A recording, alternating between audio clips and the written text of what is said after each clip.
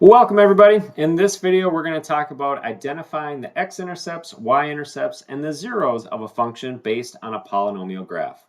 So we're given this graph here and let's identify all those things. Well, first thing we want to label is that remember that the horizontal axis is our x-axis and the vertical axis is of course our y-axis. And our x-intercepts are the points at which this graph crosses the x-axis. So if we look at this graph, we see it crosses at 3 points. There's 1, 2, 3. We just need to identify the coordinates of each spot that it crosses the x-axis. So if we look here, we can see based on this graph that the scale, each line is worth 1 here. And so be careful with whatever graph you're looking at that you identify the scale correctly. Especially if these intercepts aren't just labeled for you, make sure that you know the value of each line and can identify exactly where that intercept is. Here, each one of these lines is worth 1, so I can see that this first intercept is when x equals 2, or excuse me, negative 2, and y is 0. All right?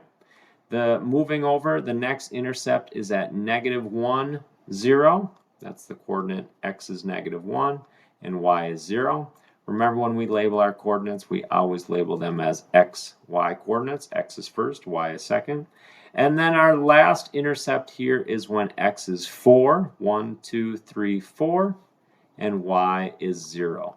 You'll notice for every single x-intercept, the y value is 0. And that makes sense because we're on the x-axis. We didn't go up on the y or down on the y. We are exactly at when y is 0. So y is going to be 0 at all x-intercepts. Looking at the y-intercept, it's the same concept except for it's where the graph crosses the y-axis. And since this is a polynomial function, it only crosses the y-axis at 1 point. And you'll find that with all functions. It will only cross at 1 point of the y-axis. So we need to identify that. Here now our x value is going to be 0. And the reason is because we didn't go left or right on the x-axis. We are directly on the y-axis. We just went straight down. So our x-coordinate is going to be 0. And here it crosses at a value where y is negative 8. So our y-intercept here is at the point 0. Negative 8, that's where the graph crosses the y-axis. And then our last thing we need to identify are the zeros. So the zeros are very similar to the x-intercepts, and really the zeros is what makes the function equal 0. So if we're given the function f of x, what values of x make it 0? Or in other words, what values of x make y equal to 0?